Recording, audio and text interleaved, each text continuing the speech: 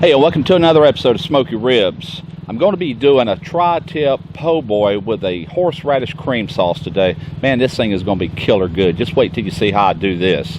Alright, 3 nights ago on my Smoky Ribs Facebook page, I had a little drawing thing going on there, and I had everybody that's seen that to make a comment on that post, and if they did so, they would be entered into a drawing for one of these cool shirts. The ones I'm actually giving away are done in black. And I've got white ones and I've got black ones. White, as hot as it is out here right now, that's all I'm going to wear. I'm going to wear the white one.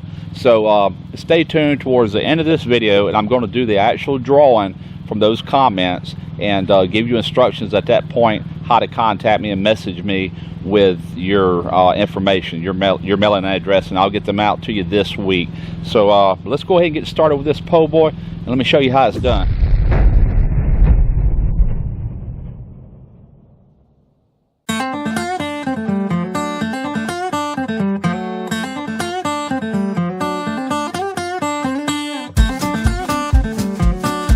Okay, we're going to get started by making this creamy horseradish sauce for these po' boys. And it's going to start off with a 1/2 cup of mayo. I'm using Duke's mayo. Alright, now into the mayo you want to add another 1/2 cup of horseradish. I have prepared horseradish, and also into that prepared horseradish I've also added probably about a tablespoon of the fresh ground horseradish to really give it some kick. Now you want to add in 1/2 cup of sour cream,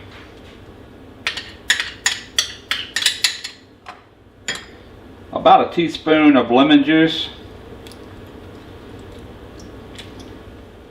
and about a 1/2 teaspoon of kosher salt, and just a little black pepper. Alright, now you want to add in about a 1/2 teaspoon of some finely minced garlic. Alright, now give it all a good mix. Going to cover this. I'm going to place it in the refrigerator, let it chill out until we're ready to put it on these po' boys. Alright, I'm getting ready to start putting a jus together. It's not an au jus. An au jus is actually made with the renderings from the tri-tip. You know, like if you were to cook it indoors in a pan where you could catch all the renderings. I'm going to be doing this on the Weber grill, so we're just simply going to be making this jus here, this French dipping sauce. So it starts off with 2 cloves of garlic. Now I'm just going to give this a rough chop because I'm going to be straining these out. Okay, just want to extract the flavor from the garlic. And here I have 2 shallots, and what you want to end up with is around a 1/2 cup of shallot. And there again, I'm just going to do a rough chop on these, just add into this jus, and we'll go from there. Alright, now into a pot you want to put 1 tablespoon of good extra virgin olive oil. And now I'm going to take this garlic and the shallot. I'm going to saute this until just a light caramelization. Probably about 7-8 minutes. Alright, the shallots and garlic is just starting to caramelize, so I'm going to go ahead and add into that 1 tablespoon of all-purpose flour. Just want to form sort of a loose paste with this flour. Alright, now you want to take some brandy and deglaze your pot with that. Alright, now I have a 1/4 cup of Demi glaze. You want to add that in.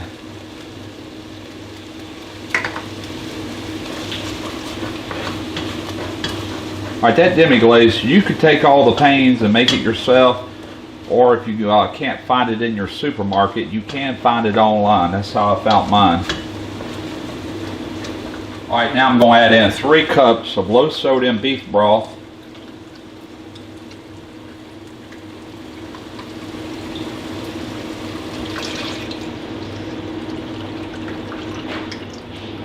Alright, I'm going to let this simmer for around 25 minutes or until it reaches a very rich and deep flavor and aroma.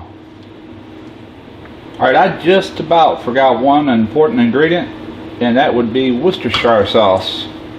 1 tablespoon goes in. Alright, I've been going a little over 25 minutes, more closer to 30 minutes. This has an incredible smell. I did taste it. Tastes incredible. It does need a little salt, not much. So I'm adding just a little kosher salt. just to make it perfect. Alright, what I'm going to do at this point is I'm going to strain all the garlic and the shallots out of this into another pot. Then we're going to put it back on the heat, and I'll bring you back at that point.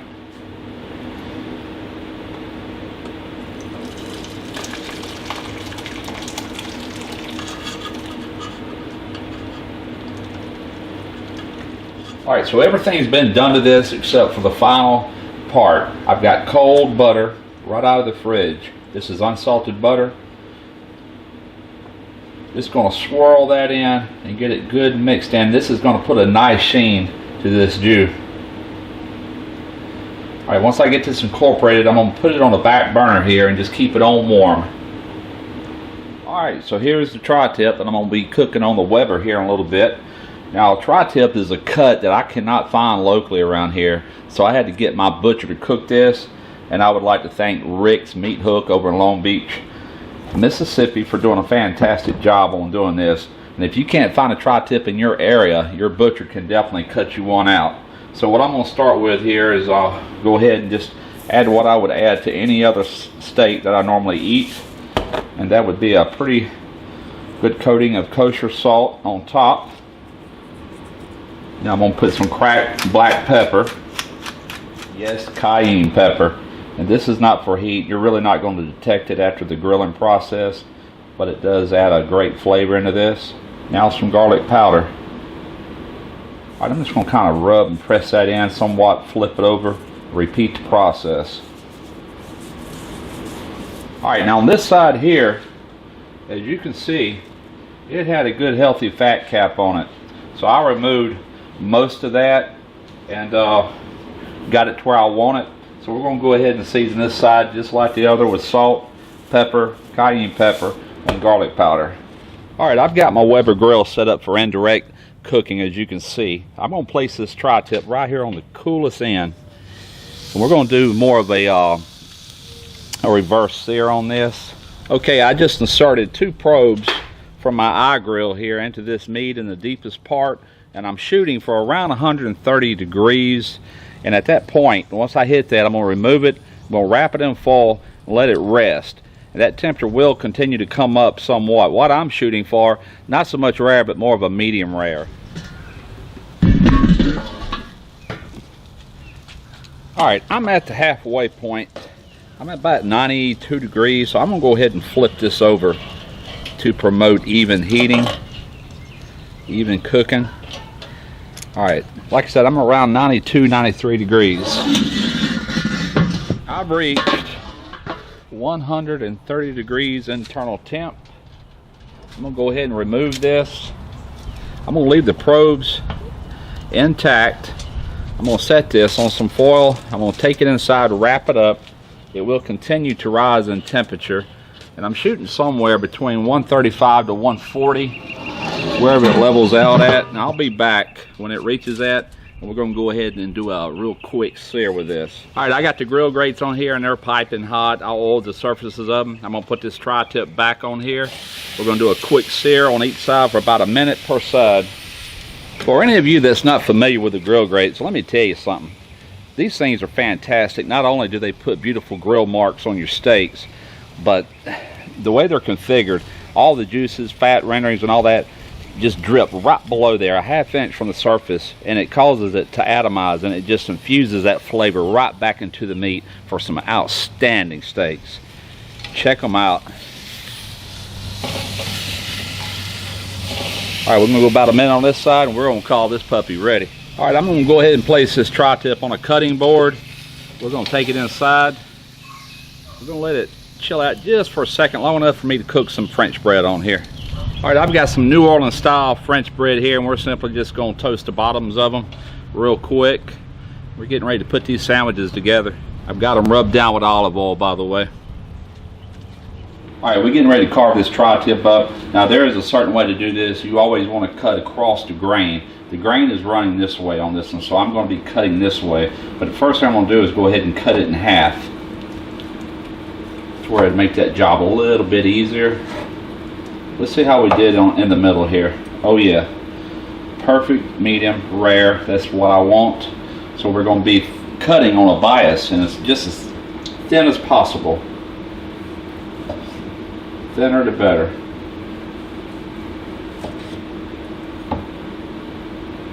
Some of this on the outside is a little bit more well done than what I would like, but that's to be expected being that close to the end. As we get deeper into this meat, it will become more of a rare or medium rare. Now this is just like what I was looking for. That's a medium rare, more medium. And I just took a bite of this. Absolutely delicious. I'm going to go ahead and cut up the remainder of this half. I'm going to put this one up because this is going to be plenty for me and my wife for po' boys for tonight. And I'll be back in a few minutes. We're going to assemble one of these po' boys and check it out. First thing you want to do to assemble this tri-tip po' boy is to take some of this horseradish sauce that we made earlier. You just want to simply coat your top and your bottom French bread with this. Alright, now I've got this jus right here, and it's still hot. I've had it on kind of a warm, medium to warm this whole time. And all I'm going to do now is simply take some of this meat here with a pair of tongs, and we're going to dip it in this jus just like that. From there right onto the sandwich.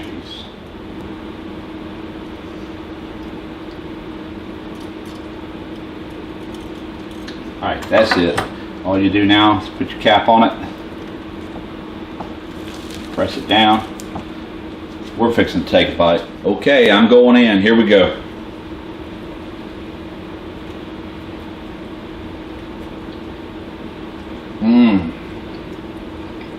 Wow. You talk about flavor town. That is excellent, man. That tri-tip, and to be honest with you, it's the first tri-tip I've ever had in my life. Like I said, you can't find them around here. I had to get my butcher to cut it, but it's just so full of beef flavor. And then dipped in that jus with that horseradish cream sauce. You can only imagine on a crusty French bread. Excellent recipe. Until next time, smoke your ribs.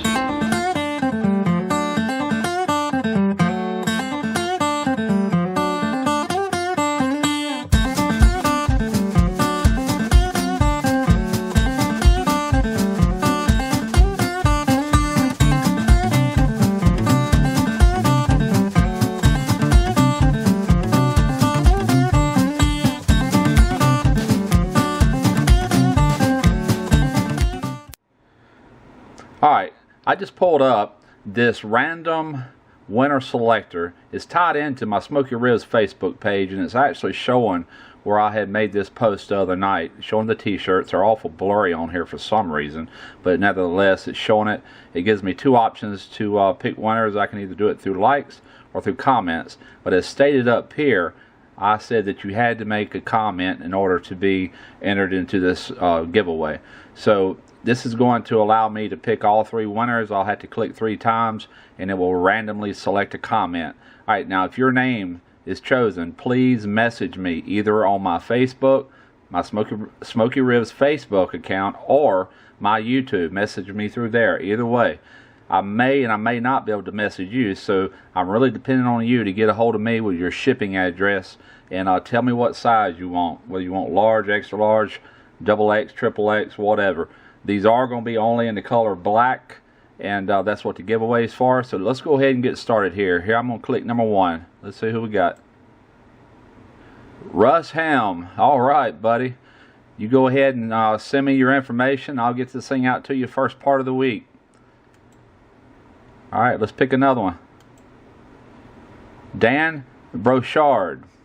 All right, man, if you're watching this, it's important that you send me a message with your shipping information and the size t-shirt you want. All right, one more. Thomas Finsk. I hope I said that right. If you're watching this, make sure that you send me a message either on my Smoky Ribs Facebook page or right here on my YouTube channel, and let me know what size you like.